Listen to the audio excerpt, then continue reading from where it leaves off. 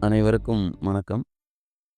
வார்த்தை வியாபாரி சேனல்ல இன்னைக்கு ஒரு அழகான குட்டி கதைய பார்க்கலாம். ஒரு நாட்டினுடைய மிகப்பெரிய மன்னன் அவன். அவன் அந்த நாட்ட ரொம்ப சிறப்பா ஆட்சி பண்ணிட்டு வந்தாரு. அதேபோல அந்த ஆட்சி நடத்துறதுக்கு அது தேவையான அறிவுரைகள கேட்டு பெறுறதுக்கும் ஒரு ஆன்மீக குரு அப்படின்னு சொல்லி ஒருத்தர வச்சிருந்தாரு. அவர் என்ன பண்ணுவாரு, தன்னுடைய மக்களுக்கு எவ்வளோ தூரத்துக்கு நல்லது செய்ய முடியும், தன்னுடைய நாட்ட எவ்வளோ தூரத்துக்கு மேம்படுத்த முடியும் அப்படின்னு சொல்லிட்டு அவரு ரொம்பவே அழகா சிந்திக்கக்கூடிய ஒரு நல்ல நபர். அப்படி இருக்கக்கூடிய அந்த அரசன் டெய்லியும் அதாவது தினமும் என்ன பண்ணுவாரு அப்படின்னா, அ தன்னுடைய அரசாங்க வேலைகள் எல்லாமே முடிஞ்சதுக்கப்புறம், தன்னோட குருவான அந்த ஆன்மீக குரு அவருடைய ஆசிரமத்துக்கு போய், அவரு சொல்லக்கூடிய சொற்பொழிவுகளை, ஆன்மீக கருத்துக்களை அ கேட்டுட்டு வரக்கூடிய ஒரு நல்ல அரசன். அப்படி ஒரு நாள் என்ன பண்றாரு, அவருடைய ஆன்மீக சொற்பொழிவை கேட்கறதுக்காக அந்த குடிலுக்கு போறாரு. அந்த ஆசிரமத்துக்கு போறாரு. அப்படி அவர் பேசிட்டு இருக்கப்ப மன்னருக்கு திடீர்னு ஒரு சந்தேகம் வந்துருது. என்ன சந்தேகம் அப்படின்னா, ஆணவம் அப்படின்னா என்ன? அப்படின்னு சொல்லிட்டு அந்த மன்னருக்கு ஒரு சந்தேகம் வருது.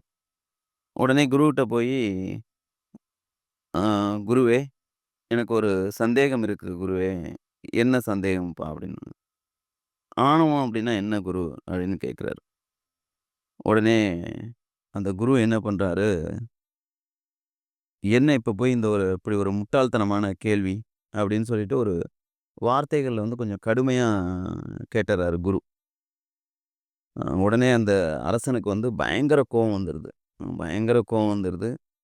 அப்படியே க் அந்த அ கையெல்லாம் அப்படியே முறுக்குறாரு. அ கொ அந்த கோவம் வந்த உடனே கைகள்லாம் முறுக்குறாரு.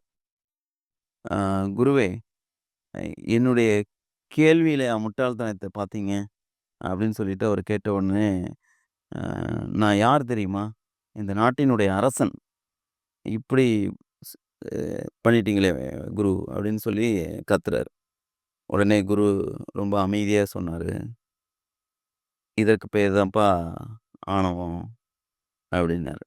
உடனே அந்த அரசனுக்கு அப்படியே வெட்கம் தாங்கல. உடனே தலைக்குனிவு அடைஞ்சுட்டாரு. தலைய குனிஞ்சுட்டாரு. அ இப்படிதான் நம்ம உண்மையான பணிவு உண்மையிலேயே ஆணவத்த வெளிப்படுத்தாது. உண்மையான பணிவு ஆணவத்த எப்போதுமே வெளிப்படுத்தாது. ஆணவம் உள்ள மனசுல எப்போதுமே பணிவு அப்படிங்கிறது இருக்கவே இருக்காது. ஸோ இதுதான் இந்த கதையினுடைய நோக்கம்.